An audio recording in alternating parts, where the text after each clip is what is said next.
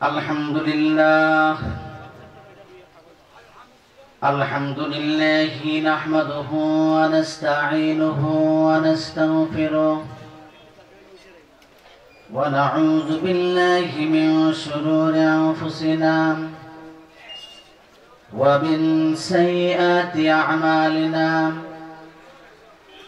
من يهد الله فلا مضل له ومن يضلل فلا هادي له ونشهد أن لا إله إلا الله وحده لا شريك له لا ضد له ولا ند له لا أصل له ولا نسل له لا مثل له ولا مثيل له ولا مثال له ونشهد أن سيدنا وسندنا ومولانا محمدا عبده ورسوله الذي أرسله بالحق بشيرا ونذيرا وداعيا إلى الله بإذنه وسراجا منيرا أما بعد فقد قال الله تعالى في كلامه المجيد والفرقان الحميد أعوذ بالله من الشيطان الرجيم بسم الله الرحمن الرحيم لقد أرسلنا رسلنا بالبينات وأنزلنا معهم الكتاب والميزان ليقوم الناس بالقسط صدق الله العظيم وقال تعالى في شان حبيبه مخبرا وآمرا إن الله وملائكته يصلون على النبي يا أيها الذين آمنوا صلوا عليه وسلموا تسليما اللهم صل على سيدنا مولانا محمد وعلى آل سيدنا مولانا محمد দেশের ঐতিহ্যবাহী জনপদ শাহজালালের পূর্ণভূমি নামে খ্যাত সিলেটের ঐতিহ্যবাহী জনপদ জকিগঞ্জ কলাকুটা দারুল আসকার মাদ্রাসা এন্ড ইসলামিক কালচারাল সেন্টার কর্তৃক আয়োজিত 14তম বার্ষিক ইসলামী মহাসম্মেলনে উপস্থিত সম্মানিত সভাপতি, মঞ্চ উপবিষ্ট সম্মানিত উলামায়ে কেরাম, সামনে উপবিষ্ট প্রিয় দিনী ভাইরা, পর্দার প্রকোষ্ঠে আবদ্ধ আমার সম্মানিত মা ও বোনেরা, যে যেখান থেকে শুনছেন আজকের আলোচনায় সকলকে স্বাগত জানাচ্ছি। একটি বরকতপূর্ণ রহমতপ্রাপ্ত একটি পূর্ণভূমির নাম সিলেট, বিশেষত জকিগঞ্জ আল্লামা মামুর খানি রহমতুল্লাহ আলাই, খলিফায়ে বদরপুরি রহমতুল্লাহ আলাই, শায়েখ হাফিজ মাওলানা কাজী মোহাম্মদ আবুস সোবহান রহমতুল্লাহ আলাই প্রতিষ্ঠিত এই প্রতিষ্ঠানে গেল বছরও আমি এসেছিলাম। বিগত বেশ কয়েক বছরই আপনাদের সাথে আমার দেখা হয়। এটা আল্লাহর ইচ্ছা। আপনারা মহব্বত করেন, আপনাদের মহব্বত এবং ভালোবাসায় আমি আনন্দিত, আমি সিক্ত। আল্লামা মামুর খানি রহমতুল্লাহ আলাই, খলিফায়ে বদরপুরি মাওলানা কাজী আবুস সোবহান রহমতুল্লাহ আলাই, দেশের জাতীয় মসজিদ বাইতুল মুকাররমের মরহুম খতিব আল্লামা ওবায়দুল হক রহমতুল্লাহ আলাই, মাওলানা ওবায়দুল হক মুফতি রহমতুল্লাহ আলাই সহ অসংখ্য ওলি আউলিয়া দেশের বিখ্যাত ওলামায়ে কেরামের এই জন্মভূমি স্মৃতিধন্য এই জকিগঞ্জ, আল্লাহ তাআলা আপনাদেরকে সফল করেছেন, দুনিয়াও এবং আখিরাতে আপনাদেরকে কল্যাণ দান করুন, সবাই বলি আমিন। বন্ধুবর মাওলানা হাফেজ কাজী আব্দুর রহমান দামাত বারাকাতুহুম এবং ওনারই ছোট ভাই শায়েখ মাওলানা কাজী লুৎফুর রহমান দামাত বারাকাতুহুম অনেক আন্তরিক মানুষ। আপনাদেরকে প্রতি বছরই ওনারা দাওয়াত করেন, আপনারা আসেন, প্রতি বছরই আমরা আসি, আপনারাও আসেন। গেল বছর অনেকেই মাহফিলে শরীক হয়েছে, কিন্তু আজকে নেই। এমন লোক আছে না নাই? আছে। আমরাও আগামী বছর এই মাহফিলে আসতে পারবো কিনা আমরা জানি না। জানি না। এই জন্য আমাদের হায়াতকে রাসূল কারীম সাল্লাল্লাহু আলাইহি ইসলামের জীবন আদর্শের আলোকে সাজানো দরকার, আছে না নাই? আছে। ইমানদারের কাজ হবে রাসূলের কাজ, আর ইমানদারের সাজ হবে রাসূলের সাজ। সবাই রাজি আছি? আচ্ছা, এই জন্য মাদ্রাসার মাহফিল পরিচালনা কমিটির পক্ষ থেকে আমাকে একটা নির্দেশনা দেওয়া হয়েছে কথা বলার জন্য। আমি সেই নির্দেশনাকে সামনে রেখে দু চারটি কথা বলার চেষ্টা করব। সংক্ষিপ্ত সময়, আসরের আযান অল্প কিছু সময় পরেই হয়ে যাবে। এর মধ্যে কথাগুলো বলা দরকার, শোনা দরকার। আমাদের আখিরাত আছে না নাই? আখিরাতের জীবন শর্ট টাইম না লং টাইম? লম্বা না খাটো? অনেক লম্বা। আপনাদের বংশের বাপ দাদা চাচা যারা ইন্তেকাল করেছেন, কেউ কি দুনিয়াতে ফিরে এসেছেন? আসবেন কখনো? কলাকুটের মানুষ তো আমার কথা বোঝার কথা। বুঝেন? আপনারা যে আমার কথা বুঝেন, আমাকে এটা বুঝতে হবে, নাইলে আমি কথা বলতে পারবো না।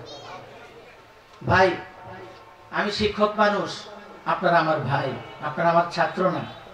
শিক্ষকের স্বভাব তো কিছু একটা বলে বা বুঝছো নি তোমরা, বলে না? আমার শিক্ষকতার সুলভের কারণে আমি বারবার জিজ্ঞেস করি, আপনারা বিরক্ত হয়ে না? ঠিক আছে কথা? এই জন্য আমাদের বাপ দাদা যারা ইন্তেকাল করেছে, কেউ কি ফিরে এসেছে? আসে নাই। যাওয়ার সময় গাড়ি বাড়ি রসদপত্র ওখানে ভোগ করার জন্য সব নিয়ে গেছে, তাই না? কিছুই নেয় নাই। সাদা একটা কাফন দিয়েছেন, এই তো, এটুকুই ছাড়া আর কোনো কিছু নিতে পারে নাই। তবে একটা জিনিস নিছে, সেটা হলো আমল। কি নিছে? আমল। আমলের দুইটা সাইড। কয়েকটা সাইড? একটা হলো গুড সাইড, আর একটা হলো ব্যাড সাইড। আমলের খারাপ দিক আছে অথবা ভালো দিক আছে।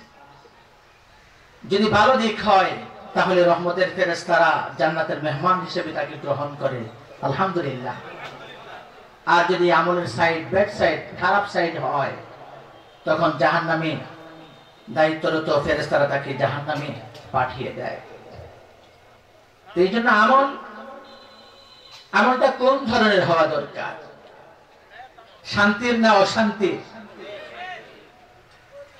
আমলটা কোন ধরনের হওয়া দরকার? শান্তির না অশান্তির? শান্তির। সবাই বলে ইসলাম শান্তির ধর্ম, বলে কিনা? ইসলাম শান্তির ধর্ম, ইসলাম নিরাপত্তার ধর্ম, ইসলাম আত্মসমর্পণ করার ধর্ম। যিনি ইসলাম গ্রহণ করেন, সে রব্বুল আলামিনের সমস্ত বিধানের কাছে সে সারেন্ডার করে। কি মর্মে সারেন্ডার করেন? যে আমার কোনো হুকুম নাই আল্লাহর হুকুম ছাড়া, আমার কোনো বিধান নাই আল্লাহর বিধান ছাড়া, আমি কোনো বিধান মানি না আল্লাহর বিধান ছাড়া, আমি কারো গোলামি করি না আল্লাহর গোলামি ছাড়া, আমি কারো তাবেদারি করি না আল্লাহর তাবেদারি ছাড়া, আমি রব্বুল আলামিনের সকল হুকুমের কাছে সারেন্ডার করলাম, আত্মসমর্পণ করলাম। ইসলাম মানে আত্মসমর্পণ করা, মুসলিম মানে আত্মসমর্পণকারী। সুতরাং যে ব্যক্তি ইসলাম গ্রহণ করেছে তার জন্য পৃথিবীর আর কোনো আইন কানুন মেনে নেওয়া জায়েজ নাই। আল্লাহর হুকুম, আল্লাহর বিধান ছাড়া কোনো হুকুম মানা তার জন্য আর কোনো বৈধ পন্থা থাকে না। প্রিয় ভাইয়েরা, আপনারা জানেন এখন থেকে ১৫০০ বছর পূর্বে নবী আরবি সাল্লাল্লাহু আলাইহি ওয়াসাল্লাম পৃথিবীতে আগমন করেছেন ৫৭০ খ্রিস্টাব্দে। তিনি যখন পৃথিবীতে আসেন, পৃথিবীর মানুষগুলো ছিল অত্যন্ত হিংস্র। মানুষগুলোর মধ্যে কোন রকমের মানবতা বোধ ছিল না, মানুষগুলোর মধ্যে কোন রকমের রহমদিল ভাব ছিল না। এই মানুষগুলোর স্বভাব চরিত্র ছিল এমন, কথায় কথায় তারা, অল্প কথায় তারা মারামারি লেগে যেত। এক গোত্রের সাথে আরেক গোত্রের মারামারি লাগলে এটা কালের পর কাল, যুগের পর যুগ পর্যন্ত চলতে থাকতো। মানুষ তার রবকে ভুলে গেছে, মানুষ তার স্রষ্টাকে ভুলে গেছে, মানুষ তার রবকে, তার প্রভুকে, তার মাবুদকে, তার ইলাহকে সেটা ভুলে গেছে। মানুষ যখন স্বৈরাচার হয়ে যায় তখন তার রবকে ভুলে যায়। নিজেদের মতো করে শাসন ব্যবস্থা পরিচালনা করে, যার দল আছে, বল আছে, ক্ষমতা আছে, এক পুত্রের উপর আরেক পুত্র জুলুম করেছে, মানুষের অধিকারকে কেড়ে নিয়েছে। ওই সমাজ ব্যবস্থায়, ওই রাষ্ট্র ব্যবস্থায় কোন রকমের শান্তি ছিল না, কোন রকমের নিরাপত্তা ছিল না। মানব জীবনটা ছিল অত্যন্ত দুর্বিষহ। মানুষ মানুষকে মেরে ফেলে, মানুষ মানুষকে গুম করে হত্যা করে, জেল দেয়, জুলুম করে, হামলা দেয়, মামলা করে। এমন একটা অসভ্য দুনিয়া তৈরি হয়েছে। এই অবস্থাটাকে ইতিহাসবেত্তাগণ বলেন আইয়ামে জাহিলিয়া, অর্থাৎ জাহিলি যুগ। এই জাহিলি যুগের মানুষগুলোকে মুক্তি দেওয়ার জন্য রব্বুল আলামিন গোটা পৃথিবীর মানব সমাজের জন্য একজন শিক্ষক পাঠালেন। এই শিক্ষককে দায়িত্ব দিলেন যে আপনি তাদেরকে ভদ্রতা শেখাবেন, তাদেরকে স্বাভাবিক আচরণ করা শেখাবেন, ভদ্র ব্যবহার শেখাবেন, তাদেরকে সভ্য মানুষ বানাবেন, যাতে তারা অসভ্যতা থেকে দূরে থাকে। তাদেরকে আদব লিহাজ শেখাবেন, যাতে তারা বেয়াদবি না করে। তাদেরকে শান্তি শৃঙ্খলা শেখাবেন, তারা যেন অশান্তি এবং সন্ত্রাসী কার্যকলাপ থেকে দূরে থাকেন। এভাবে মহান শিক্ষক হিসেবে নবী মুহাম্মদুর রাসূলুল্লাহ সাল্লাল্লাহু আলাইহি সাল্লামকে দায়িত্ব দিয়ে পৃথিবীতে রব্বুল আলামিন পাঠিয়েছেন। তিনি কি কি কাজ করেছেন এই কথাগুলো একটু পরেই বলবো। তবে আপনাদের কাছে এর আগে কয়েকটা বিষয় আমার জানা দরকার। আপনারা যদি আমার কথা বুঝে থাকেন তাহলে জবাব দেন। বর্তমানে আমাদের সমাজ এবং রাষ্ট্র ব্যবস্থাপনায় শান্তি কি আছে? আছে? গত 16 বছরও ছিল না, এখনো নাই। তবে গত 16 বছরের তুলনায় এখন একটু ব্যতিক্রম একটা অবস্থা। এটাকে শান্তির অবস্থা বলা যায় না, বরং একটা সিদ্ধান্ত নেওয়ার অবস্থা তৈরি হয়েছে। ঠিক আছে কথা?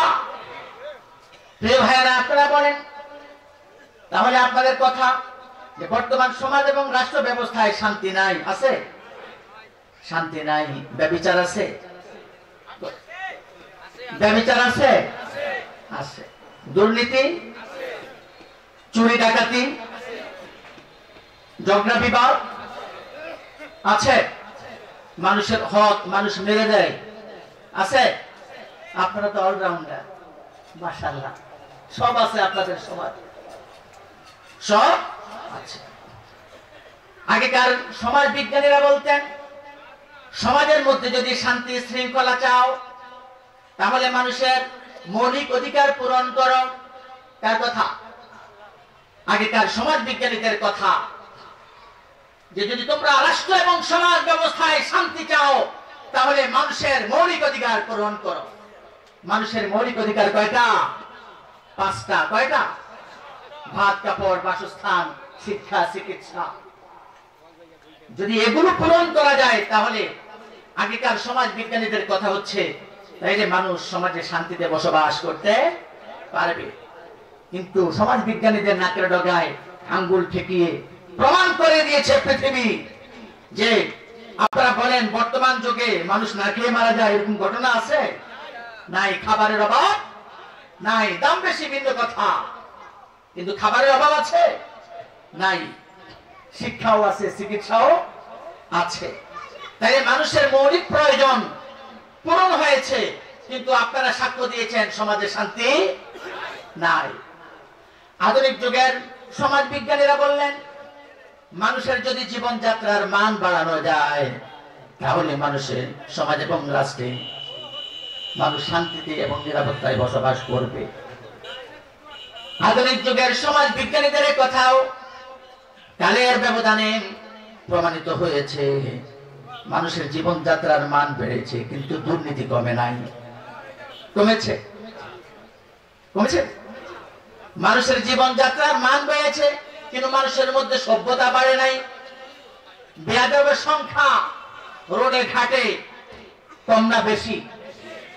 আগেকার যুগে আমরা দেখতাম একজন মুরব্বী মানুষকে দেখলে ছেলে ফেলেরা সাইকেল থেকে নেমে যেত, আর এখন টিং টিং করে বেল বাঁধায়, মুরব্বী সাইড দেন। আছে না নাই? আছে। ভদ্রতা হ্রাস পেয়েছে, জীবনযাত্রার মান বেড়েছে কিন্তু সম্মান কমেছে। জীবনযাত্রার মান বেড়েছে, ইজ্জত কমেছে। জীবনযাত্রার মান বেড়েছে, বেয়াদবের সংখ্যাও বেড়েছে। সুতরাং আধুনিক যুগের সমাজ বিজ্ঞানীদের নাকের ডগায় আঙ্গুল ঠেকিয়ে প্রমাণ করেছে বিশ্ব মানুষের জীবনযাত্রার মান বাড়তে পারে কিন্তু ভদ্রতা বাড়েনি, শান্তি বাড়েনি। তাহলে শান্তি কোথায়? চীন থেকে আমদানি করবেন, জাপান থেকে, রাশিয়া, আমেরিকা থেকে গণতন্ত্র দিতে পারবে? সমাজতন্ত্র শান্তি দিতে পারবে? পারবে না। তাহলে শান্তি কোথায়?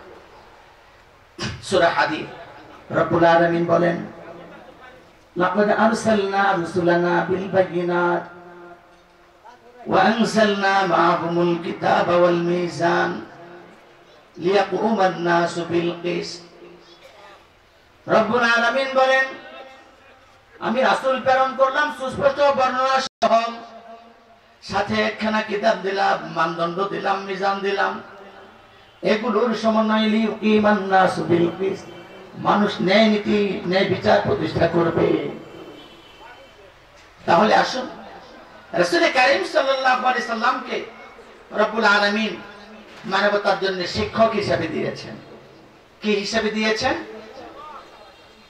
তিনি শিক্ষক, মহান মানুষ, মহান রাসূল, মহানবী, আবার গোটা মানব জাতির জন্য তিনি শিক্ষক, মুআল্লিম। এই শিক্ষক মানুষদেরকে ভদ্রতা শিখিয়েছেন, মানুষকে ভালো মানুষ কিভাবে হবে সেটা শিখিয়েছে, মানুষ কিভাবে শান্তিতে বসবাস করতে পারে সেটাও শিখিয়েছেন।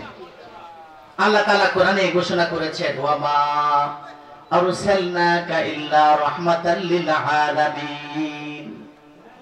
হে রাসূল, আমি গোটা পৃথিবীর জন্য আমি আপনাকে রহমত স্বরূপ প্রেরণ করেছি।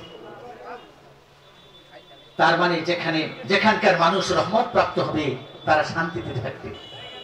রহমতুল লিল আলামিনের আনুগত্য পোষণের মধ্য দিয়ে সে সমাজ এবং রাষ্ট্র শান্তিময় সমাজ এবং রাষ্ট্রে পরিণত হতে পারে।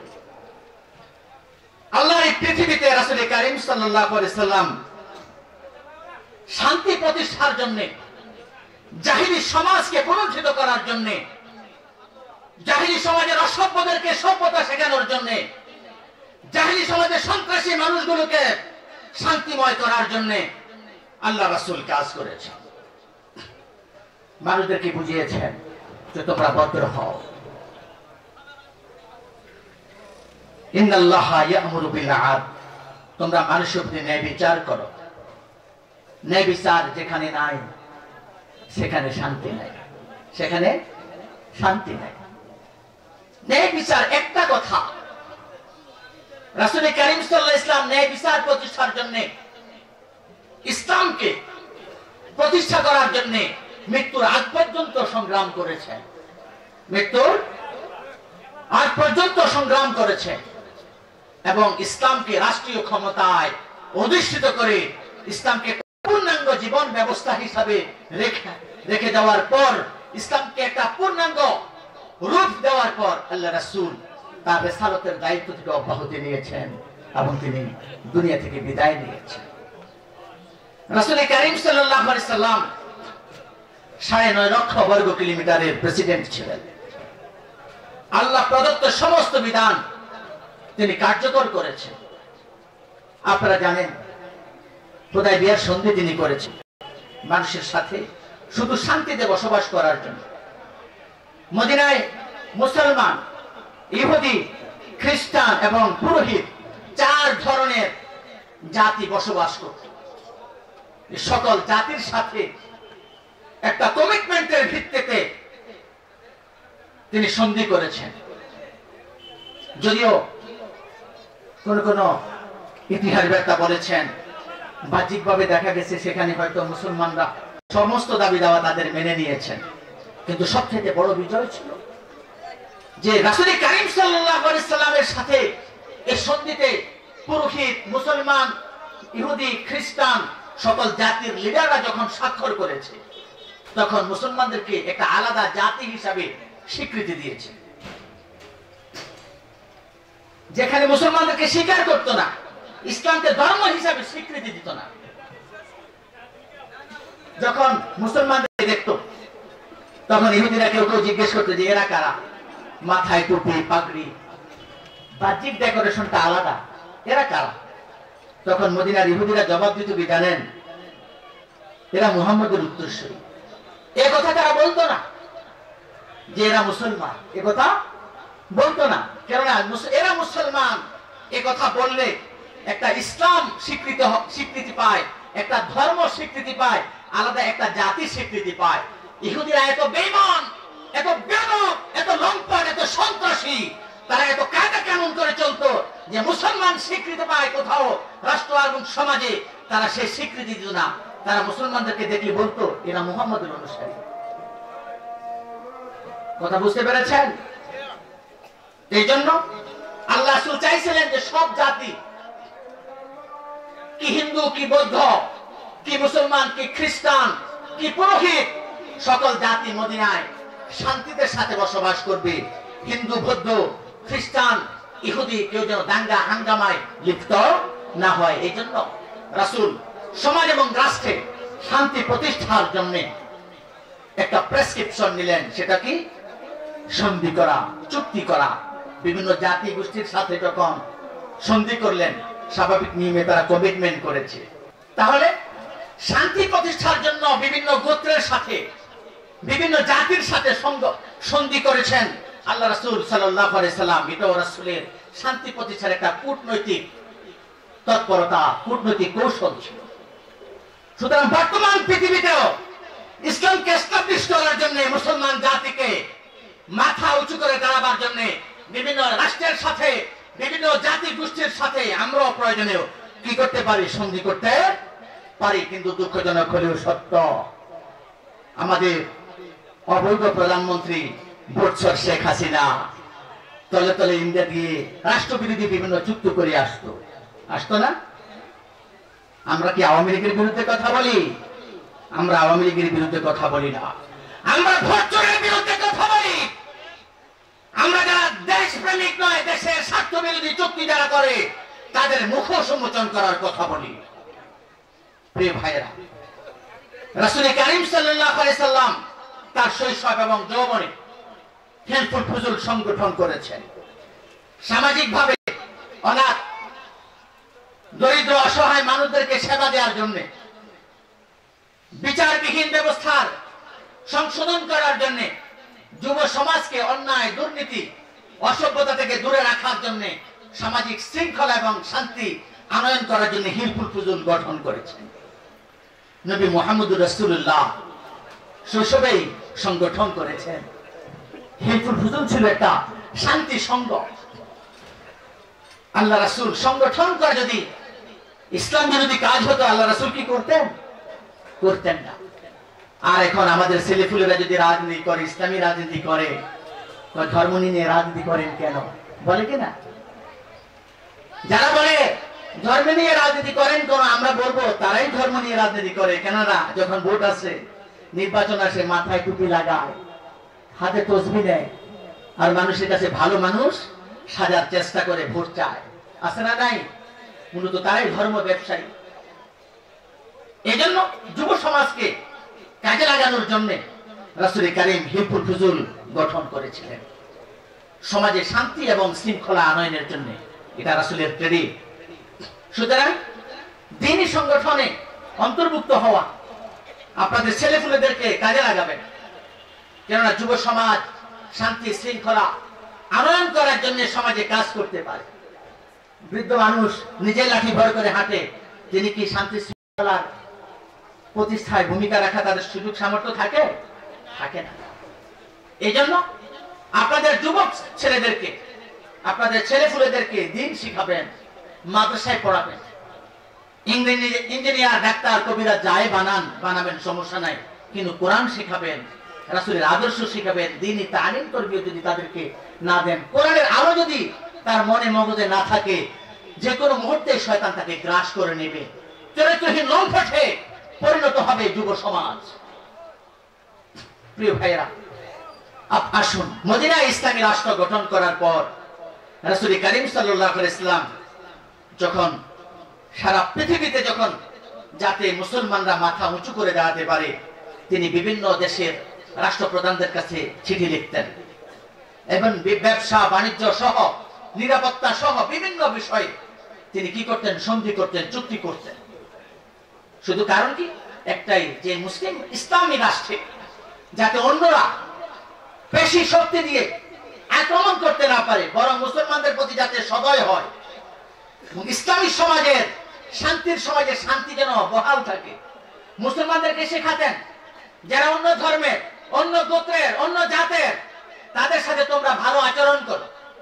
আল্লাহ তাআলা কোরআনে বলেছেন, ইন্নাল্লাহা ইয়া'মুরু বিল আদল, যে তোমরা মানুষের প্রতি ন্যায় বিচার করো, সে যে ধর্মের হোক, যে দলের হোক, সে গরিব হোক, সে ধনী হোক, দরিদ্র হোক, সে কালো হোক, সে ফর্সা হোক, যে কোনো জাতের হোক, যে কোনো গোষ্ঠীর হোক, তোমরা তার সাথে ন্যায় বিচার করো।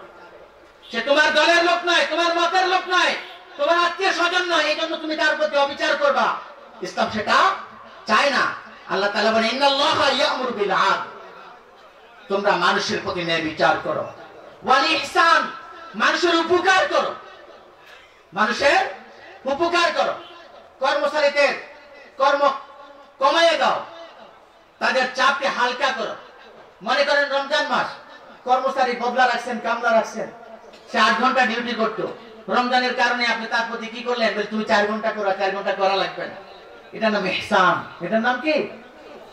আপনার অধস্তন লোকদের চাপ কমাইয়ে দেওয়া, কাজ কমাইয়ে দেওয়া, অর্থাৎ তার পারিশ্রমিকের তুলনায় পারিশ্রমিক আরো বেশি দেওয়া, এটার নাম ইহসান। যদি ইহসান না করেন, মানুষের সাথে যদি ভালো আচরণ না করেন, আপনি ভদ্র মানুষ হতে পারবেন না। যদি সমাজে শান্তি চান, শৃঙ্খলা চান, ন্যায় বিচার করতে হবে, মানুষের উপকার করতে হবে, মানুষের ক্ষতি হয়, এই ধরনের সব ধরনের কাজ থেকে বিরত থাকতে হবে। এরপরে আরেকটা কাজ আছে, সেটা হলো ইতাইযিল কুরবা, আত্মীয় স্বজনের হক দিয়ে দিবেন। আপনি যেমন বাবার ঘরে জন্ম নেওয়ার কারণে আপনি ওয়ারিশ সূত্রে সম্পদের মালিক, কিন্তু আপনার যারা বোন আছে তারাও তো মালিক, আছে না নাই? বাবা মরে গেছে 37 বছর, বোনের কোনো খবর নেওয়া হয় না, আছে না নাই?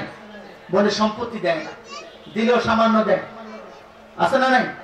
আল্লাহর কসম, যে সকল ভাইয়েরা বোনের অংশ মেরে দেয়, আল্লাহর কসম, আল্লাহর কসম, বোনের হক মেরে দেওয়ার কারণে তারা জাহান্নামী হবে, তাদের মাপ পাওয়ার কোনো সুযোগ নাই। যতই তাহাজ্জুদ পড়ুক, যতই কপালে সেজদার দাগ লাগাক, যদি সে বোনের হক মেরে দেয়, সে আল্লাহর নির্দেশ অমান্য করে, আবার বোনের হক নষ্ট করে, 2 রকমের অপরাধী, তার ক্ষমা নাই। যদি শান্তি চান সমাজে, আজকে ভাই ভাই যুদ্ধ, বনে ভাই বনে যুদ্ধ, কারণ কি? শুধু অংশ, শুধু উত্তরাধিকার। আপনার শ্বশুর বাড়ির লোকজন আপনার বাসায় বেড়াতে আসবে, এখানে সম্পত্তির বিষয় নাই। বোন আর ভাগিনারা বেড়াতে আসবে, তোমার সম্পত্তিটা আমাকে দিয়ে দাও, তুমি তো মৃত্যুর আগ পর্যন্ত বেড়াবা, বাবার বাসায় আসতে হবে তোমাকে।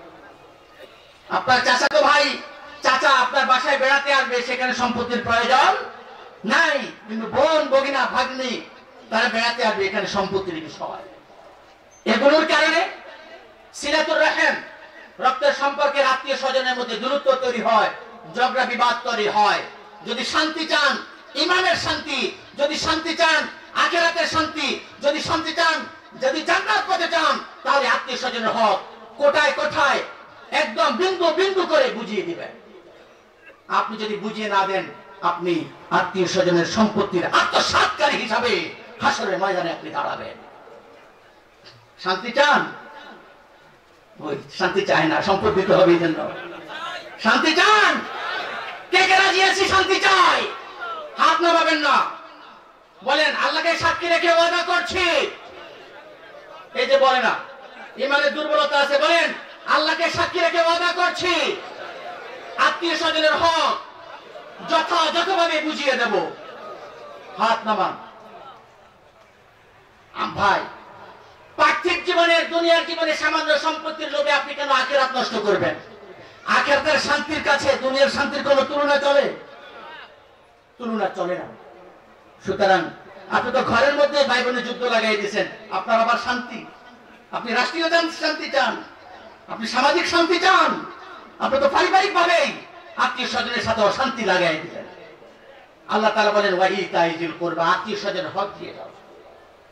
যদি সভ্য হতে চান, ওয়ায়ানহা আনিল ফাহশা, অশ্লীলতা বেহায়াপনা দূর করতে হবে। মাথায় টুপি লাগিয়ে যেমন আমরা মসজিদে আসি, ভদ্র মানুষ সাজি, ঠিক তদ্রুপ বোরকা পরিয়ে, হিজাব পরিয়ে মা বোনদেরকে রাস্তায়, মার্কেটে, হাসপাতালে নিয়ে যাবেন।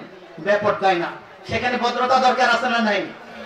হ্যাঁ, সবচেয়ে বড় অভদ্রতা হলো, সবচেয়ে বড় অভদ্রতা হলো বেহায়াপনা, সবচেয়ে অভদ্রতা, সবচেয়ে বড় অভদ্রতা হলো বেপরদায় চলা, সেটা নারীর জন্য হোক আর পুরুষের জন্য হোক।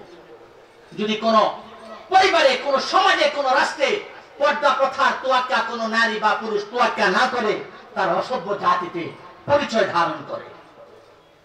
আরবের জাহিলি যুগের নারীরা হাতে পায়ে ঝুমঝুমানি আইটেমের, রাস্তায় চলতে যেরকম ঘোড়ার খোরের মধ্যে একরকমের ঘুঙ্গুর আওয়াজ করে না, ঘন্টা বাজে, ওই সময়কার নারীরা এরকম পায়ে নুপুর পরে তারা বেপর্দা করে সে যুগে রাস্তায় নামতো। বর্তমান পৃথিবীতেও যে সমস্ত নারীরা বেপর্দা হিজাব ছাড়া রাস্তায় নামে সৌন্দর্যটাকে প্রদর্শন করে, তারা মূলত জাহিল যুগের সে সমস্ত অসভ্য নারীদের বর্তমান যুগের প্রতিচ্ছবি। সুতরাং যদি আপনি ভদ্র বাবা হতে চান, ভদ্র শ্বশুর হতে চান, ভদ্র স্বামী হতে চান, ভদ্র ভাই হতে চান, আপনাকে আপনার ভাই বোন মা সকলকে হিজাবদারি হতে হবে। আপনি নামাজ পড়বেন, নামাজি হবেন, কিন্তু পর্দা তরক করার কারণে এমন একটা পর্দা, এমন একটা ফরজ, এটার কাজা দেওয়া সম্ভব না। সম্ভব? সম্ভব না। প্রিয় ভাইরা, সমাজ আর রাষ্ট্রে যদি শান্তি চান, তাহলে সমাজের এবং রাষ্ট্রের সব ধরনের মানুষের সাথে সমঝোতা করে চলতে হবে। সমঝোতা মানে কি? যে জালেম শক্তি আছে এই জন্য আমি তার সাথে মিলে যাব না। সমঝোতা মানে হলো তুমি তোমার হক বুঝে নাও, আমার হক আমাকে বুঝিয়ে দাও। আমি তোমাকে অন্য ধর্মের, অন্য গোত্রের হিসেবে সম্মান করব, এর অর্থ এই নয় আমি তোমার ধর্ম পূজা করি, বরং আমি ভিন্ন ধর্মে, তুমিও আমার সব ধর্মকে সম্মান করে চলবা, আমার অধিকার তুমি আমাকে বুঝিয়ে দিবা। মূলত শান্তি প্রতিষ্ঠার সুপূর্ব শর্ত হচ্ছে একটা। যদি এই একটা আইটেম সমাজ এবং রাষ্ট্রে কার্যকর করা যায়, তাহলে আশা করা যায়, আল্লাহর কসম আশা করা যায়, দুনিয়াতে শান্তি প্রতিষ্ঠিত হবে, সমাজ এবং রাষ্ট্রে শান্তি প্রতিষ্ঠিত হবে। সেটা একটা মাত্র প্রেসক্রিপশন, সেটা হলো ন্যায় বিচার। সেটা কি? ন্যায় বিচার। যদি চেহারা রেখে বিচার করা হয়, আল্লাহর কসম সে জালিম। যদি দরিদ্র শ্রেণীর উপর ধনী শ্রেণীকে প্রাধান্য দেওয়া হয়, সেও জালিম। ন্যায়, এটার নাম ন্যায় বিচার না। এটা নাম ন্যায় বিচার না থাকার কারণে চোর চুরি করে, ডাকাত ডাকাতি করে, দুর্নীতিবাজ দুর্নীতি করে, শুধু ন্যায় বিচার না থাকার কারণে। সে জানে আমার মামু, আমার খালু, আমার ক্ষমতা সব আছে, আমি যতই দুর্নীতি করি, যত হাজার কোটি টাকা আমি মেরে দিই, আমার বিচার হবে না, আমি বিচারক কিনতে পারি। যার কাছে এই ধরনের সুযোগ থাকে, এই লোক কি দুর্নীতি বন্ধ করে? কথা বোঝেন? এই লোক কি দুর্নীতি বন্ধ করে? করে না। চোর চুরি করতেই থাকে যদি অপরাধীর বিচার না করে, দুর্নীতিবাজ দুর্নীতি করতেই থাকে যদি অপরাধের বিচার না করে, ডাকাত ডাকাতি করতে থাকে যদি তার বিচার না করে। প্রিয় ভাইরা, রাসূল কারীম সাল্লাল্লাহু আলাইহি সাল্লাম সর্বশেষ কথা, আযান হয়ে যাবে এখন, জামাত হবে, সর্বশেষ কথা সেটা হচ্ছে রাসূল কারীম সাল্লাল্লাহু আলাইহি সাল্লাম ইসলামের ধারক বাহক হিসাবে দুনিয়াতে কাজ করেছেন, ইসলামকে রাষ্ট্রীয় মসনদে প্রতিষ্ঠিত করে এরপরে ইসলামী সমাজ ব্যবস্থা সকল মানুষকে একটা শান্তির মোহনায় রেখে দুনিয়া থেকে গেছেন। সুতরাং বর্তমান পৃথিবীতে যদি আপনি রাসূলের অনুসারী মনে করেন, আমরা বলি না রাসূলের উম্মত, উম্মত মানে অনুসারী, অনুসারী মানে কি দুর্নীতি করে অনুসারী? রাসূল দুর্নীতি করেছেন? তাহলে উম্মত তো বলেন, নিজেদেরকে রাসূলের উম্মত মনে করি আমরা? কথা বলেন, উম্মত মনে করি? উম্মত মানে অনুসারী, রাসূলের অনুসারী। রাসূল দুর্নীতি করেন না, আমরা দুর্নীতি করি না। রাসূল কখনো ইনসাফ ভিত্তিক, ইনসাফের বিপরীত কোনো কাজ করেনি, এজন্য আমরাও করি না। রাসূল যত কাজ করেছেন সে কাজের অনুসারী, রাসূল যত কাজ করেননি আমরা সে কাজের অনুসারী, অর্থাৎ আমরাও সে কাজ করি না। সুতরাং মনে রাখা দরকার, আইন প্রণয়ন করা এবং আইন কার্যকর করার দায়িত্ব সরকারের। যদি আমাদের সরকার ব্যবস্থা আল কোরআনের আলোকে হয়, রাসূলের আদর্শের আলোকে হয়, তাহলে কি আমরা শান্তি পাবো? ইনশাআল্লাহ, ইনশাআল্লাহ। সুতরাং কোরআনের সমাজ ছাড়া, রাসূলের সমাজ ছাড়া, আল্লাহর আইন ছাড়া, খেলাফত রাষ্ট্র ব্যবস্থা ছাড়া মানব জাতির ইতিহাসে শান্তি প্রণয়ন করা সম্ভব নয়। ভোট কি কোরআনের পক্ষের মানুষকে দেবেন? কথা বলেন, কোরআনের পক্ষে থাকবেন? সমাজ এবং রাষ্ট্র ব্যবস্থায় শান্তি আনার জন্য কাজ করতে রাজি আছি, নিজেদের ছেলেপেলেদেরকে মাদ্রাসায় দিতে রাজি আছি, কোরআনের শিক্ষায় শিক্ষিত করার জন্য রাজি আছি। আল্লাহ তাআলা আমাদের সবাইকে কবুল করুন। সংক্ষিপ্ত কথা বললাম, আমার জন্য দোয়া করবেন। আসরের আযান হবে। ওয়া আখিরু দাওয়ানা আলহামদুলিল্লাহি রাব্বিল আলামিন। আসসালামু আলাইকুম ওয়া রাহমাতুল্লাহ।